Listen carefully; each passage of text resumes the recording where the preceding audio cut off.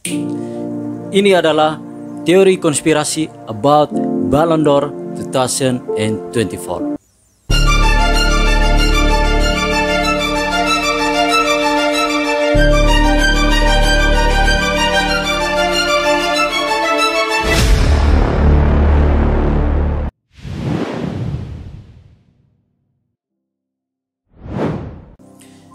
Ya teman-teman, tadi pagi sudah digelarnya penghargaan bergengsi yang sangat dinanti-nantikan oleh seorang pesepak bola profesional, di mana penghargaan tersebut yaitu Ballon d'Or dimenangkan oleh Rodrigo dari Manchester City.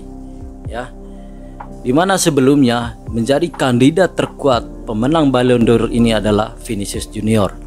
Sehari sebelum itu sudah mengetahui bahwa yang menjadi pemenang Ballon d'Or itu adalah Vinicius Junior. Tetapi beberapa jam sebelum acaranya dimulai, ternyata ada perubahan. Ya, diinformasikan ke Real Madrid, pihak Real Madrid, bahwa yang menangkan penghargaan ini adalah Rodrigo. Ya. Tetapi saya tidak memikirkan sampai ke situ. Saya nggak bilang Rodrigo itu jelek, enggak. Tetapi kita melihat berdasarkan data atau fakta. Kalau melihat berdasarkan penghargaan atau meraih gelar juara atau mendapatkan trofi, yang paling layak sebenarnya untuk mendapatkan ini adalah Dani Carvajal. Ya, Dani Carvajal lah yang paling layak. Kenapa saya bilang Dani Carvajal? Kalau fans-fans Real Madrid ataupun seorang pesepak bola itu pasti sudah sangat tahu bahwa dia yang layak. Kenapa? Kalau kriterianya itu adalah piala, maka dialah yang berhak mendapatkannya. Dia sudah memenangkan Liga Champions, dia memenangkan La Liga, Piala Super Spanyol. Sementara si Rodrigo dia sangat berbanding terbalik dengan Dani Carvajal. Kalian teman-teman bisa cari tahu sendiri di Google. Ya, tetapi saya mencari tahu apa penyebabnya sehingga beberapa jam sebelum itu pengumuman pemenang Ballon d'Or ini dimenangkan oleh Rodrigo. Ya, ada beberapa teori konspirasi yang saya dapatkan. Ya, ini hanyalah teori konspirasi yang saya tuangkan ke teman-teman. Yang pertama adalah adanya keterlibatan FIFA dan UEFA dalam menentukan siapa yang menjadi pemenang Ballon d'Or ini. Kita tahu bahwa FIFA dan UEFA itu sangat benci dengan Florentino Perez. Mereka itu sangat benci dengan kesuksesan Florentino Perez di Real Madrid. Kenapa? Karena adanya isu terkait dengan European Super League, akan ada kompetisi baru. Tetapi FIFA dan UEFA itu menolak keras. Ada 12 tim, ya, ada 12 tim yang awalnya ikut untuk kompetisi tersebut. Tetapi lama kelamaan 10 tim mengundurkan diri karena adanya tekanan dan ancaman dari UEFA. Siapapun klub yang ikut kompetisi ini atau ESL ini, dia akan keluar dari zona Liga Champions. Tetapi Real Madrid dan Barcelona itu tak gentar karena Barcelona dan Real Madrid waktu itu adalah presiden ESL ini yaitu Florentino Perez dan wakilnya itu adalah presiden Juventus. Dimana saat adanya isu itu mulailah rame untuk adanya kompetisi ESL ini. Setelah itu UEFA menentang dan FIFA menentang adanya kompetisi ini. Nah, barulah mereka 12 tim tadi satu-satu keluar, termasuk Manchester City, Man United, Juventus, dan yang tersisa ada 2 klub yaitu Barcelona dan Real Madrid. Ya. Tetapi Florentino Perez ini kan orang keras kepala, tetapi dia ini orangnya sangat jenius. Ya, dia bisa meyakinkan bahwa kita akan menang. Nah, dia menggugat terkait kompetisi ini di Mahkamah Agung Eropa. Setelah akhirnya gugatan itu dikabulkan, bahwa dengan bunyinya dari keputusan dari Mahkamah Agung mengatakan bahwa siapapun boleh mengadakan kompetisi asalkan secara fair play, ya. Siapapun yang boleh. Kenapa Florentino Perez mengadakan kompetisi ESL ini? Karena hadiah dari Liga Champions itu sangat sedikit terbalik dengan pendapatannya, ya, hadiahnya. Makanya mereka mau mengadakan kompetisi ESL ini dengan hadiah yang sangat fantastis.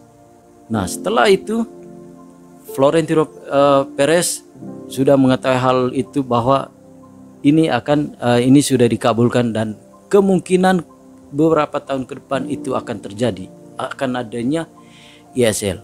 Nah, mulai dari situ FIFA dan UEFA mulai sangat kencam terhadap Florentino Perez. Dan berikut apa yang mendasari FIFA dan UEFA ini sangat benci dengan Florentino Perez. Seperti yang teman-teman ketahui, bahwa Florentino Perez adalah salah satu presiden yang sudah membuat klub Real Madrid menjadi sukses untuk saat ini. Ya. Bayangkan pada tahun 2003-2004 musim kemarin, Real Madrid sudah mendapatkan keuntungan yang sangat besar. Itu adalah keuntungan pertama klub sepanjang sejarah di dunia, kalau tidak salah 17,6 triliun, ya teman-teman. Ya, dari situ mereka itu sangat benci dengan Florentino Perez. Makanya mereka mau melakukan apa aja supaya memberikan efek jerah terhadap Florentino Perez. Tetapi orangnya ini adalah orang yang keras kepala. Dia nggak mau tahu, yang penting klubnya itu tetap berjalan, menjadi klub yang sangat disegani oleh banyak klub. Kalau memang Presiden UEFA atau Caferin mau mendepak Real Madrid dari Liga Champions, harusnya dari tahun 2021 saat adanya isu ESL itu. Ternyata apa? Sampai sekarang Real Madrid masih masuk dalam zona Liga Champions. Kenapa? Caferin, Presiden UEFA itu tahu bahwa Liga Champions itu membutuhkan Real Madrid. Kalau tidak ada Real Madrid, udah hilang marwah dari Liga Champions. Karena mereka tahu pasarnya Liga Champions itu adalah, ikonnya adalah Real Madrid. Ya. Dan konspirasi yang kedua adalah adanya Messi tidak ada di 3 besar. Messi tidak ada 3 besar nominasi Ballon d'Or tahun ini. Semenjak Messi tidak ada nominasi, itu ada terkaitnya campur tangan dari FIFA. Ya. Seperti yang teman-teman ketahui, bahwa karena dia tidak masuk di situ, akhirnya FIFA menegaskan bahwa untuk pemenang Ballon d'Or diberikan kepada Rodrigo. Ya, apalagi tadi ada efek-efek tadi terkait dengan ESL. Makin meluaplah mereka. Ya. Dan yang konspirasi yang ketiga itu adalah, ini yang paling kemungkinan masuk akal, ya, adanya campur tangan dari presiden PSG, yaitu Nasser. Kenapa adanya campur tangan dari orang ini? Yang mengadakan French Ballon d'Or ini adalah di Prancis, diadakan di Prancis.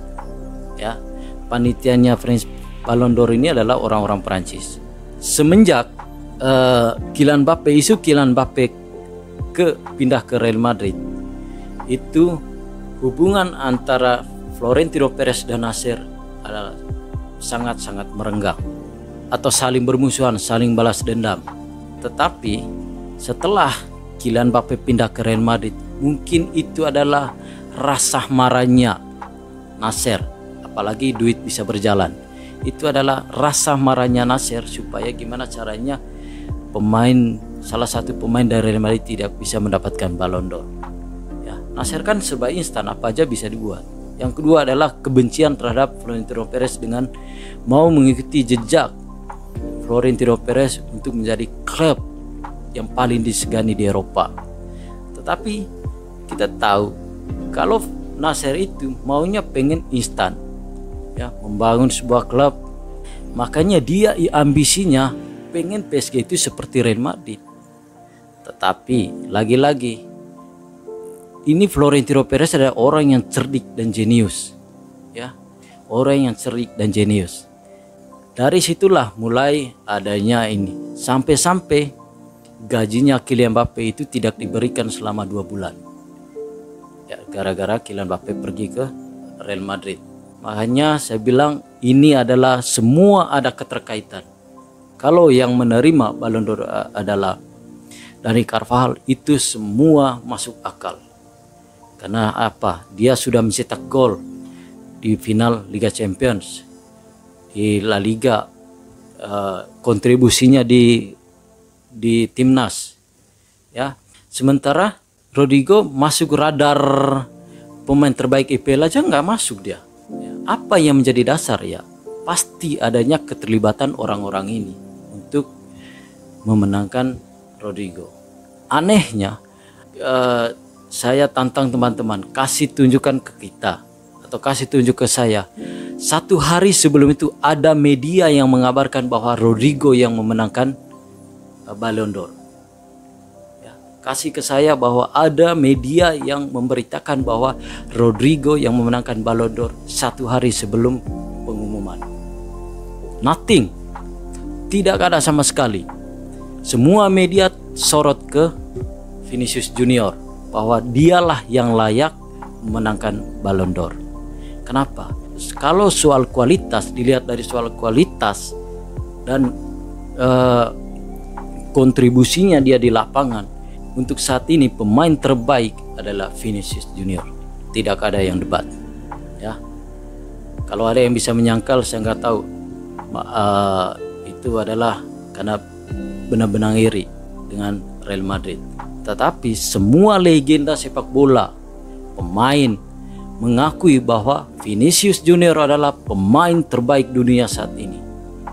Tidak ada yang bisa menyangkal itu, ya. Kalian tahu sendirilah pergerakan dia, skill, kemampuan dia mencetak gol di final UCL, ya. Hanya karena gara-gara dia tidak bisa membawa negaranya juara. Kalau tolak ukurnya seperti itu, ya selesai. Apalagi milihnya semuanya wartawan. Supaya teman-teman ketahui bahwa voting yang dilakukan oleh French Football adalah hanya formalitas. Penentuannya adalah tetap di panitia French Football, ya. Kalau dari hasil voting, ya yang jelas Vinicius Junior yang memenangkannya. Anehnya, ya, anehnya, seperti sumber yang saya dapatkan dari French Football, rekapitulasi penilaian pemenang Ballon d'Or ini itu dilakukan per tanggal 9 November. Ya, dilakukan tanggal 9 November. Biasanya rekapitulasi itu sehari setelah pengumuman pemenang ataupun beberapa jam itu sudah keluar. Tetapi di sini yang saya sangat apresiasi adalah Presiden Florentino Perez. Dia adalah presiden terbaik sepanjang masa untuk Real Madrid. Bahkan semalam Real Madrid memenangkan sebagai klub terbaik dunia saat ini dan pelatih terbaik dunia saat ini, ya. Tetapi diputuskan semenjak adanya isu itu bahwa Vinicius tidak memenangkan gelar Ballon d'Or ini. Diputuskan dari Presiden Real Madrid yaitu Florentino Perez untuk tidak mengikuti acara ini. Semuanya kompak demi siapa? Demi Vinicius dan Dani Carvajal. Ya, saya sangat salut apa yang dilakukan oleh Florentino Perez. Karena ini adalah sebuah bentuk kekecewaannya. Supaya UEFA tahu dan FIFA tahu akan kehilangan kredibilitasnya Ballon d'Or. Anehnya Erling Haaland tidak mengikuti acara Ballon d'Or itu, ya, karena dia tahu, karena dia sudah pernah merasakan apa yang dirasakan oleh Vinicius Junior, ya teman-teman. Ini sama halnya terjadi kasus di tahun 2010, di mana nominasinya waktu itu yaitu Lionel Messi ataupun Iniesta, yang seharusnya Iniesta kalau dilihat dari peraih piala di tahun itu, di mana Iniesta sudah menjuarai Piala Dunia, treble winner di klub, tetapi yang tetap mendapatkan itu adalah Lionel Messi. Ya, ini terjadi lagi dan masih ada perampokan lagi. Ya, ini benar-benar di luar dugaan semua pesepak bola di dunia. Itu aja teman-teman. Ya, tetap semangat Vinicius, Dani Carvajal, I stand with you. Ya, terima kasih teman-teman. Hala Madrid.